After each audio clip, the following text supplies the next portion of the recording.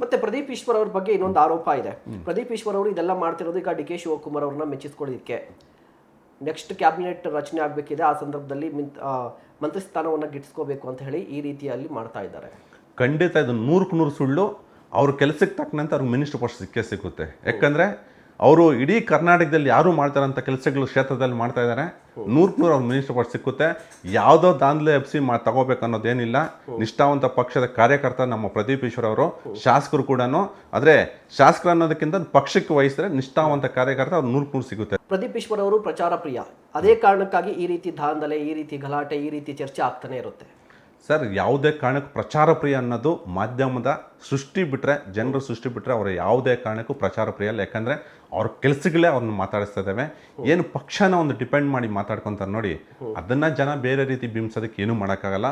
ನಿಷ್ಠಾವಂತ ಕಾರ್ಯಕರ್ತನಾಗಿ ಪ್ರದೀಪ್ ಈಶ್ವರ್ ಅವರು ನಮ್ಮ ಪಕ್ಷದ ಬಗ್ಗೆ ಆಗಲಿ, ನಮ್ಮ ನಾಯಕರ ಬಗ್ಗೆ ಆಗಲಿ, ಯಾರಾದರೂ ಏನಾದರೂ ಬೇರೆ ರೀತಿ ಮಾತಾಡಿದಾಗ ಅವ್ರು ಖಂಡಿತ ತಕ್ಕನಾಗಿ ಉತ್ತರ ಕೊಡ್ತಾ ಇದ್ದಾರೆ. ಅದನ್ನು ಪ್ರಚಾರ ಪ್ರಿಯರು ಅಂತ ಬೇರೆಯವ್ರು ಹೇಳ್ತಾರೆ. ಅದಕ್ಕೆ ಏನು ಮಾಡೋಕ್ಕಾಗಲ್ಲ ಸರ್. ಯಾವುದೇ ಕಾರಣಕ್ಕಿಲ್ಲ, ಕೆಲಸ ಮಾಡುವಂಥ ಒಬ್ಬ ನಿಷ್ಠಾವಂತ ವ್ಯಕ್ತಿ ಸರ್ ಪ್ರದೀಪ್ ಈಶ್ವರ್ ಅವರು. ಪ್ರಚಾರ ಪ್ರಿಯ, ಇದೇ ಕಾರಣಕ್ಕಾಗಿ ಪ್ರಚೋದನಾತ್ಮಕವಾಗಿ ಅವರು ಕೂಡ ಮಾತನಾಡ್ತಾರೆ. ಖಬರ್ದಾರ್, ಏನು ಆಗಲ್ಲ ಕುಮಾರಣ್ಣ, ಇದೆಲ್ಲವೂ ಕೂಡ ಪ್ರಚೋದನೆ ಕೊಡ್ತಾ ಇದ್ದಾರೆ. ಅವ್ರ ಕಡೆಯಿಂದ ಕೂಡ ತಪ್ಪಿದೆ ಅನ್ನೋಂಥ ಆರೋಪ. 4 ಅವರ್ ಯಾರು ಮಾಡಿದ್ದು? 4 ಅವರ್ ಯಾರು ಸರ್ ಮಾಡಿದ್ದು? ಮಾಡಬಾರ್ದೆಲ್ಲ ಕ್ಷೇತ್ರದಲ್ಲಿ ಮಾಡಿದ್ದು ಯಾರು ಸರ್? ಚಪ್ಪಲಿ ತುರಿದ್ದು ಯಾರು ಸರ್? ತಂದೆ ತಾಯಿನ ಕೇಳಿದ್ದಾರೆ ಸರ್? ಧರ್ಮಪತ್ನಿ ಕೇಳಿದ್ದಾರೆ ಸರ್? ಇಡೀ ಕುಟುಂಬನ ಪರಿವಾರನ ಕೇಳಿದ್ದಾರೆ ಸರ್? 4 ಅವರ್ ಕೊಟ್ಟ ತೊಂದರೆಗೆ ಉತ್ತರ ಕೊಡ್ಬೇಕಾ ಬೇಡವಾ ಸರ್?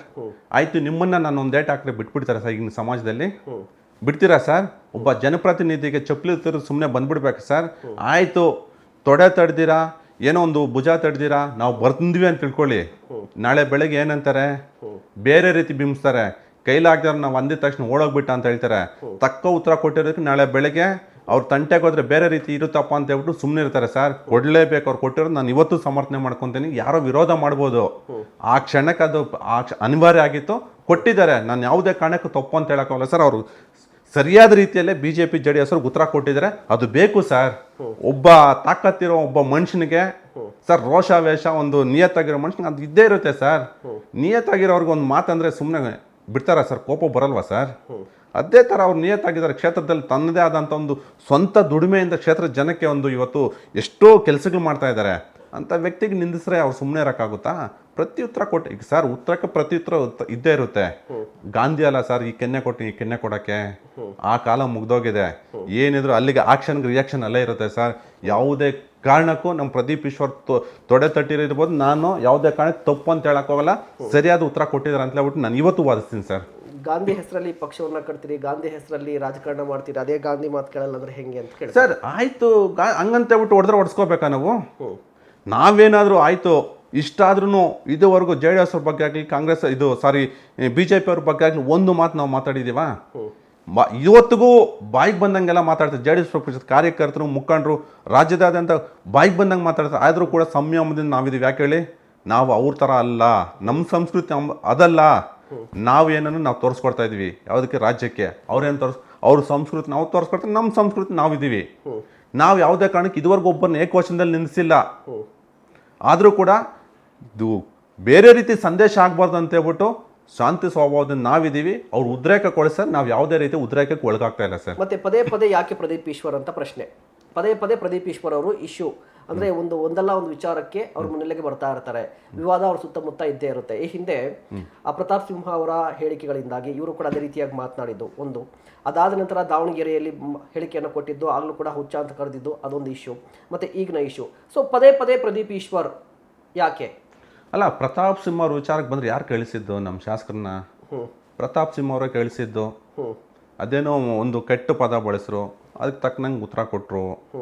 ನಾನು ಬಂದಿದ್ರೆ ಏನೋ ಇನ್ನೂ ಚೆನ್ನಾಗಿ ಹುಡ್ತಿದ್ದೆ, ಅದು ಇದೆಲ್ಲ ಮಾತಾಡಿದ್ರು. ಅದಕ್ಕೆ ಹೇಳಿದ್ರೆ ಏನಪ್ಪ ನಮ್ಮ ಅಪ್ಪನ ಆಸ್ತಿಯಲ್ಲಿ ಏನೋ ಭಾಗ ಕೊಡ್ಬೇಕು ನಾವು ಉತ್ತರ ಕೊಟ್ಟರು. ಪ್ರತಾಪ್ ಸಿಂಹ ಅವ್ರು 2 ಬಾರಿ ಸಂಸದರಾಗಿದ್ದಂಥವ್ರು, ಲೋಕಸಭೆಯಲ್ಲಿ ನಮ್ಮ ದೇಶನ ಪ್ರತಿನಿಧಿಸಿದಂಥ ವ್ಯಕ್ತಿಗೆ ಏನು ಮಾತಾಡ್ಬೇಕಂತ ಜ್ಞಾನ ಬೇಡವಾ ಸರ್? ಮಾತಾಡ್ಬೋದು ಅವರು? ಏನು ಸರ್? ಕೆಟ್ಟ ಪದ ಬಳಕೆ ಅದಕ್ಕೆ ಉತ್ತರ ಕೊಟ್ಟಿದ್ದಾರೆ. ಮತ್ತು ದಾವಣಗೆರೆ ಪ್ರಚಾರಕ್ಕೆ ಹೋದ್ರೆ ಅವ್ರೇನೋ ಮಾತಾಡೋ ಅದಕ್ಕೆ ತಕ್ಕನಂಗೆ ಉತ್ತರ ಕೊಟ್ಟಿದ್ದಾರೆ ಸರ್. ನಾನು ಹೇಗೆ ಲೀಡ್ ಹೇಳಿದೆ, ಆಕ್ಷನ್ ರಿಯಾಕ್ಷನ್ ಇದ್ದೇ ಇರುತ್ತೆ. ಇವಾಗಲೂ ಅಷ್ಟೇ ನಮ್ಮ ಶಾಸಕರದ್ದು ಯಾವುದೇ ಕಾರಣಕ್ಕೂ ಚಿಕ್ಕಬಳ್ಳಾಪುರ ಚಪ್ಪಲಿ ತೂರದ ವಿಚಾರದಲ್ಲಿ ನಮ್ಮ ಶಾಸಕರದ್ದು ಏನೂ ತಪ್ಪಿಲ್ಲ. 100% ತಪ್ಪಿರೋದು ಅಲ್ಲಿ JDS ಮತ್ತು BJP. ಯಾಕಂದರೆ ಅವ್ರ ಇಂಟೆನ್ಷನ್ ಇದ್ದಿದ್ದು ನಮ್ಮ ಕಾರ್ಯಕ್ರಮಕ್ಕೆ ಒಬ್ಬ ಅಹಿಂದ ಶಾಸಕ ಬರಬಾರ್ದು ಅನ್ನೋದು ಉದ್ದೇಶ ಬಿಟ್ಟರೆ ಬೇರೆ ಏನೂ ಇರಲಿಲ್ಲ. ಯಾಕಂತಂದರೆ ಚಿಕ್ಕಬಳ್ಳಾಪುರದಲ್ಲಿ ನಡೀತಾ ಇರೋದೇ ನಾನೊಬ್ಬ ಕಾಂಗ್ರೆಸ್ ಪಕ್ಷದ ಒಬ್ಬ ನಿಷ್ಠಾವಂತ ಕಾರ್ಯಕರ್ತನಾಗಿ, ಒಬ್ಬ ಮುಖಂಡನಾಗಿ, ಸರ್ಕಾರದ ಒಂದು ಭಾಗವಾಗಿ ನಾನು ಇದ್ದೀನಿ. ಆದರೂ ಕೂಡ ಹೇಳ್ತಾ ಇದ್ದೀನಿ, ಇವತ್ತು ನಿಮ್ಮ ಮಾಧ್ಯಮದಲ್ಲಿ ಜಾತಿ ರಾಜಕಾರಣ ಎಷ್ಟರ ಮಟ್ಟಿಗೆ ಅಂಟ್ಕೊಂಡಿದೆ ಅಂದರೆ ಅದೊಂಥರ ಬಟ್ಟೆ ಕೊಳೆ ಅಂಟ್ಕೊಂಡಾಗ ಅಂಟ್ಕೊಬಿಟ್ಟಿದೆ. ಏನೇ ಮಾಡಿದ್ರು ಅಲ್ಲಿ ಜಾತಿ ಜಾತಿ ಮಾತೆತ್ತಿದ್ರೆ ಜಾತಿ. ಆ ಜಾತಿಯಲ್ಲಿ ಒಬ್ಬ ಏನು ಮಾಡೋಕ್ಕಾಗುತ್ತೆ ಸರ್? ನೋಡಿ, ಅವ್ರ ಶಕ್ತಿ ಮೀರಿ ಕೆಲಸ ಮಾಡ್ತಾ ಇದ್ದಾರೆ. ಪ್ರತಿಯೊಂದಕ್ಕೂ ಜಾತಿ ಅಡ್ಡ ತಂದಿಕ್ತಾರೆ. ಪ್ರತಿಯೊಂದಕ್ಕೂ ಜಾತಿ. ಏನು ಸರ್ ಜಾತಿ ಕೊಟ್ಕೊಂಡು ಏನಾಗುತ್ತೆ ಸರ್? ಅವ್ರು ಯಾವುದೇ ಕಾರಣಕ್ಕೂ ಜಾತಿ ರಾಜಕಾರಣ ಮಾಡ್ತಾ ಇಲ್ಲ. 2,000 ಮಕ್ಕಳಿಗೆ, ಒಕ್ಕಲಿಗರ ಮಕ್ಕಳಿಗೆ ಕೊಟ್ಟಿದ್ದಾರೆ, ಸ್ಕಾಲರ್ಶಿಪ್ ಕೊಟ್ಟಿದ್ದಾರೆ. ಇವತ್ತು 10 ಆಂಬುಲೆನ್ಸ್ ಬಿಟ್ಟಿದ್ದಾರೆ. ಯಾವುದೇ ಜಾತಿ ನೋಡ್ಕೊಡಲ್ಲ ಆಂಬುಲೆನ್ಸು. ಪ್ರತಿಯೊಬ್ಬೊಂದು ಜಾತಿಗೂ ಬಿಟ್ಟಿದ್ದಾರೆ ಅವರು. ಯಾರು ಬೇಕಾದ್ರೂ ಹೋಗ್ಬೋದು. ಪ್ರತಿಯೊಂದು ಸರ್ಕಾರಿ ಸೇವೆ ಯಾರು ಬೇಕಾದ್ರೂ ಪಡ್ಕೋಬೋದು. ವೈಯಕ್ತಿಕ ವಿಚಾರ ಯಾರೇ ಹೋಗ್ಲಿ, ಜಾತಿಗಳೆಲ್ಲ ಕೆಲಸ ಮಾಡ್ಕೊಡ್ತಾರೆ. ಅವ್ರು ಹೇಳೋದು ಅಧಿಕಾರಿಗಳು ಇಷ್ಟ. ಯಾವುದೇ ಕಾರಣಕ್ಕೂ ಜಾತಿ ರಾಜಕಾರಣ ಮಾಡೋಕೆ ಹೋಗ್ಬಿಡಿ. ಅಧಿಕಾರಿಗಳಿಗೆ ಹೇಳೋದು ಇಷ್ಟನೇ, ಯಾರೇ ಬಂದರೂ ನಿಯತ್ತ ಕೆಲಸ ಮಾಡಿಕೊಡಿ. ಯಾವುದೇ ಕಾರಣಕ್ಕೂ ಜಾತಿ ರೀತಿಯಲ್ಲಿ ಆಡಳಿತ ನಡ್ಸೋಕೆ ಹೋಗ್ಬಿಡಿ. ಯಾವುದೇ ವ್ಯಕ್ತಿನ ಇದರಲ್ಲಿ ನೋಡೋಕೆ ಹೋಗ್ಬಿಡಿ. ಆದ್ರಿಂದ ನಾನು ಸಫರ್ ಆಗಿದ್ದೀನಿ, ನನಗೆ ಇವತ್ತಿಗೂ ಮನಸ್ಸು ನೋವಿದೆ, ದಯವಿಟ್ಟು ಜಾತಿನ ಮುಂದಕ್ಕೆ ತರಕ್ಕೆ ಹೋಗ್ಬೇಡಿ ಅಂತ ಅವ್ರು ಹೇಳಿದ್ರೆ ಇವರು ಅದನ್ನೇ ತಗೊಂಡು ಮುಂದಕ್ಕೆ ಇಕ್ತಾರೆ. ಓಕೆ, ಜಾತಿ ಬೇಡ ಅನ್ನುವಂಥ ಪ್ರದೀಪ್ ಈಶ್ವರ್ ಅವರು ಸ್ವತಃ ಹೇಳ್ಕೊತಾರೆ, ನಾನು OBC ಅಹಿಂದ. ಸರ್, ಇವ್ರು ಯಾವಾಗ ಮೇಲ್ವರ್ಗದವ್ರು ಆ ರೀತಿ ನಡ್ಕೊಂತಾರೋ ಅವಾಗ ಹೇಳಲೇಬೇಕು, ನನಗೊಬ್ಬ OBC ಹುಡುಗ ಆಗಿರೋದಕ್ಕೆ ನನಗೆ ಈ ಥರ ಅನ್ಯಾಯ ಆಗ್ತಾ ಇದೆ, ಮೇಲ್ವರ್ಗದವರ ದಬ್ಬಾಳಿಕೆಯಿಂದ ನನಗೆ ಈ ರೀತಿ ಅನ್ಯಾಯ ಆಗ್ತಾ ಇದೆ ಅಂತ ಅವ್ರು ಹಳ್ಳಿಲನ್ನು ತೋಳ್ಪಡಿಸ್ಕೊಂತಾರೆ.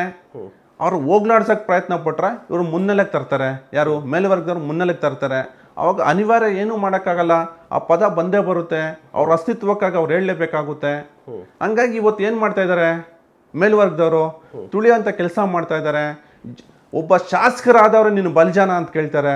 ಬಲಿಜ ಜನಾಂಗದವನ ಕಾರ್ಯಕ್ರಮದ ನೀನು ಬಲಿಜ ಎದ್ದೋಗು ಅಂತಂದರೆ ಇನ್ನೇನು ಮಾಡೋಕ್ಕಾಗುತ್ತೆ ಅವರು? ಫಸ್ಟು ಜಾತಿ ತರೋದು ಯಾರು ಮುನ್ನೆಲೆಗೆ? ಇವ್ರು ತರ್ತಾರೆ, ಅವ್ರು ಮಾತಾಡ್ತಾರೆ.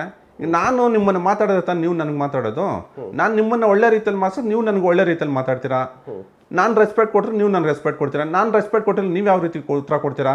ಅದೇ ರೀತಿಯಲ್ಲಿ ಉತ್ತರ ಕೊಡ್ತೀರಾ ನೀವು ಅಷ್ಟೇ. ಅವ್ರು ಯಾವ ರೀತಿ ಕೊಡ್ತಾರೆ ಅದೇ ರೀತಿ ನಾವು ಕೊಡಲೇಬೇಕು. ಕೊಟ್ಟಿಲ್ಲ ಅಂದ್ರೆ ನಮ್ಮನ್ನು ಬೇರೆ ರೀತಿ ಬಿಂಬಿಸ್ತಾರೆ. ಕೈಲಾಗದೇ ಇರೋರು ನಮ್ಮ ಮಟ್ಟಿಗೆ ಬಿಂಬಿಸ್ಬಿಡ್ತಾರೆ. ಆಕ್ಷನ್ ರಿಯಾಕ್ಷನ್ 100% ಇದ್ದೇ ಇರುತ್ತೆ. ಓಕೆ, ಕೊನೆ ಪ್ರಶ್ನೆ. ಚಿಕ್ಕಬಳ್ಳಾಪುರದಲ್ಲಿ ಇಷ್ಟು ವರ್ಷಗಳ ಕಾಲ ಇಲ್ಲದೆ ಇರುವಂಥ ದ್ವೇಷ ರಾಜಕಾರಣ ಎಲ್ಲಿಗೂ ಹೋಗಿ ನಿಲ್ಲುತ್ತೆ? ಯಾವುದೇ ರೀತಿಯ ದ್ವೇಷ ರಾಜಕಾರಣ ನಮ್ಮ ಶಾಸಕರು ಮಾಡ್ತಾ ಇಲ್ಲ. ಅಲ್ಲಿ ಮಾಡ್ತಾ ಇರೋದು ಕೆಲವು ವ್ಯಕ್ತಿಗಳು. ಪ್ರಸ್ತುತ ಚಿಕ್ಕಬಳ್ಳಾಪುರದ ಸಂಸದರಾದಂತಹ ಡಾಕ್ಟರ್ K. ಸುಧಾಕರ್, ಆತನ ಬೆಂಬಲಿಗರು, ಇನ್ನೊಬ್ಬ ಉಟ್ಕೊಂಡಿದ್ದಾನೆ, ಆತನ ಹೆಸರು ಬೇಡ. ಸ್ವಲ್ಪ ಕ್ಷೇತ್ರದಲ್ಲಿ ಈ ಥರ ಹೆಸರು ಕೆಡಿಸ್ತಾ ಇದ್ದಾರೆ ಶಾಸಕರಿಗೆ. ಯಾವುದೇ ಕಾರಣಕ್ಕೂ ಯಾವುದೇ ರೀತಿಯ ದ್ವೇಷ ರಾಜಕಾರಣ ಇಲ್ಲ. ಮಾಡ್ತಾ ಇರೋದು BJP ಅವರು, ಡಾಕ್ಟರ್ K. ಸುಧಾಕರ್ ಮತ್ತು ಅವರ ಬೆಂಬಲಿಗರು sir. Okay, thank you so much sir. Thank you sir. ವೀಕ್ಷಕರೇ, ನೋಡಿದ್ರಲ್ಲ ಚಿಕ್ಕಬಳ್ಳಾಪುರದಲ್ಲಿ ಏನಾಗ್ತಾ ಇದೆ, ಪ್ರದೀಪ್ ಈಶ್ವರ್ ಅವರ ವಿರುದ್ಧ ಚಪ್ಪಲಿ ಎಸೆತ ಏನೆಲ್ಲ ಆಗಿತ್ತು ಅಂತ ಹೇಳಿ. ಇಂತಹ ಮತ್ತಷ್ಟು ಕಂಟೆಂಟ್ಗಾಗಿ ನೋಡ್ತಾ ಇರಿ ಸುಮನ್ TV ಕನ್ನಡ. ನಮಸ್ಕಾರ.